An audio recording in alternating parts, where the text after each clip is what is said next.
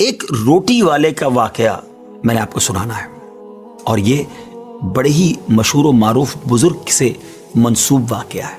حضرت ابو بردہ رضی اللہ تعالیٰ عنہ راوی ہیں کہ حضرت ابو موسیٰ اشعری رضی اللہ تعالیٰ عنہ کی جب وفات کا وقت قریب آیا تو انہوں نے اپنے بیٹوں سے کہا کہ اے بیٹو، روٹی والے کو یاد رکھنا۔ پھر یہ واقعہ خود ہی بیان کیا کہ وہ روٹی والا کون تھا۔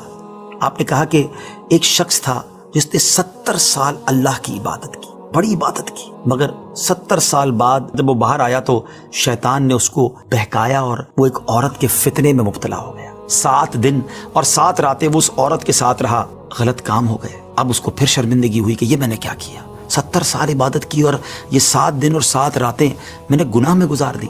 بڑا شرمندہ، بڑا نادم، قدم قدم پر سجدے کرتا جاتا، توبہ کرتا جاتا۔ اب چلتے چلتے چلتے ایک مسافر خانے میں پہنچا تو وہاں 12 مسکین لوگ پڑے ہوئے تھے، لیٹے ہوئے تھے۔ اس نے بھی جگہ بنائی اور ان کے درمیان جا کر خود بھی گر کر سو گئے۔ اب رات میں ایک شخص آیا جو ان کو کھانا دیا کرتا تھا، روٹی دیا کرتا تھا۔ ایک ایک کر کے 12 روٹیاں لے کر آیا تھا، اس کو پتا تھا یہاں 12 مسکین رہتے ہیں۔ ایک ایک کر کے سب کو روٹی دینے لگا۔ وہ شخص جو یہاں آ کر اچانک بیچ میں آ کر لیٹا تھا، اس کو بھی وہ مسکین سمجھا اور اس کو بھی روٹی دے دی۔ لیکن ظاہر ہے کہ اگر ترتیب سے روٹی دیتے دیتے آگے آئے تو آخری نمبر والے کو روٹی نہ ملی، کیونکہ یہ تو 13 ہو چکے تھے۔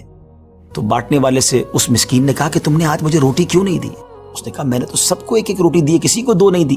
کہا تم مجھے روٹی نہیں دے رہے ہو؟ میرا وہ ناراض ہو گیا کہ ٹھیک ہے، پھر تم اگر یہ سمجھتے ہو کہ میں بددیانتی کر رہا ہوں تو میں تمہیں کچھ بھی نہیں دوں گا۔ یہ کہہ کر وہ شخص تو چلا گیا، مگر وہ مسکین بیچارہ بھوکا رہ گیا۔ اب وہ شخص جس نے ابھی توبہ کی تھی، پہلے 70 سال کی عبادت بھی کی ہوئی تھی، اس کو خیال آیا کہ میری وجہ سے اس مسکین کو روٹی نہیں ملی ہے۔ بھوک اسے بھی بڑی تھی، مگر اس نے وہ روٹی اسے دے دی۔ شدید بھوک لگی ہوئی تھی، رات بھر بھوک میں تڑپتا رہا اور اسی بھوک کے عالم میں صبح اس کا انتقال ہو گیا۔